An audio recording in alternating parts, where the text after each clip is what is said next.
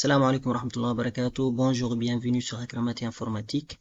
Alors, comme d'habitude, on commence toujours la vidéo par la prière sur notre prophète Muhammad sallallahu alayhi wa sallam. Alors là, aujourd'hui, on a les logiciels Cinquano. Donc, on peut télécharger le logiciel Cinquano sur Internet. C'est un logiciel libre. Donc, il suffit d'aller sur le site JUPMAT, le site de l'inspection des mathématiques. Alors là, on va cliquer sur TIS, logiciel de maths. Et là, vous avez tous les logiciels que vous aurez besoin. Donc là, aujourd'hui, moi, je vais Cinquano. Donc, je clique ici sur le lien des Cinquano. Et je descends là en bas, vous avez le lien des téléchargements. Donc, moi, je vais pas télécharger, je l'ai déjà. Alors, la vidéo d'aujourd'hui, c'est comment faire un tableau de variation simple en utilisant Cinquano. Alors, je vais cliquer ici pour tableau de variation. Les logiciels Cinquano, ils vous proposent des modèles. Donc, plusieurs modèles. L'objectif d'aujourd'hui, c'est le modèle numéro 1. Donc, une fois qu'on finit tous les modèles, vous serez capable de faire les tableaux de variation que vous voulez.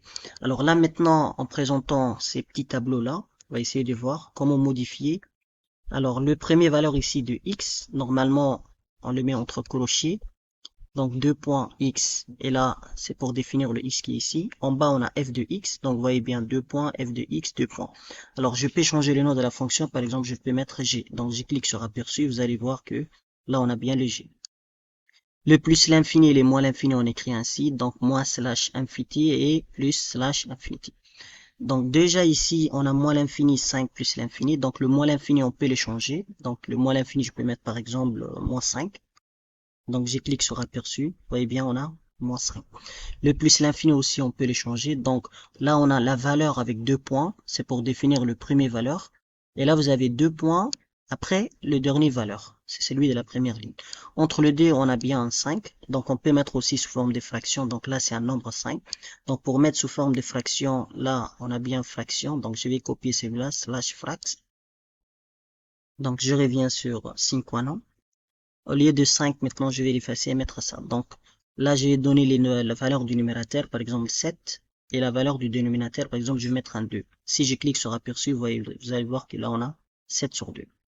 Par exemple, ici, au lieu de moins 5, je vais que l'élève lui-même, il trouve le moins 5, donc je peux mettre des pointillés aussi, donc 3 points, aperçu, vous allez voir. Donc, on a bien les 3 points. Alors là, maintenant, revenons sur la configuration des variations. Donc, on a bien ici un 2. Donc, imaginez, j'ai envie d'écrire les cosinus de 2, que ça soit cosinus, sinus, tangente, ln ou exponentielle. Donc là, je vous ai écrit les codes pour ça. Donc, je vais prendre celui-là, je les copie. Donc, en revenant sur Cinquano, je vais coller. Donc là, à l'intérieur, je vais écrire tout ce que je veux. Par exemple, si je veux cosinus de 2, je crée cos 2 et je ferme la parenthèse. Aperçu. Vous voyez bien, on a bien cos de 2. Alors, je peux aussi utiliser la racine carrée. Donc, pour la racine carrée, c'est slash squared, entre guillemets, on met par exemple, si je vais racine des 3, slash squared, et là, je mets un 3. Alors, là, maintenant, je peux rajouter aussi des valeurs. Donc, ici, le 2 points slash les signes des supérieurs après celui-là, c'est pour dire que c'est une variation qui monte. Vous voyez bien? C'est la variation qui monte. Et là aussi, c'est la même chose. On a 2 points, une variation qui descend, le signe des supérieurs 2 points, c'est pour dire la variation est décroissante. Donc maintenant, avant la variation croissante, je peux mettre une valeur, par exemple 5. Et je peux mettre aussi 2 points, des pointillés plutôt pour que l'élève complète l'image. Donc je clique aperçu, vous allez voir ici. Là aussi, je peux mettre des pointillés ou mettre des valeurs. Par exemple, je vais mettre un 10. Je peux mettre aussi les plus l'infini et les moins infini, c'est très simple. Alors, vous voyez bien, c'est les 10. Alors là, maintenant, si j'ai envie d'échanger les variations, donc celui-là, au lieu des croissants, je vais mettre décroissant, et celui-là, au lieu des décroissants, je vais mettre croissant. Donc, il suffit d'échanger cette partie-là.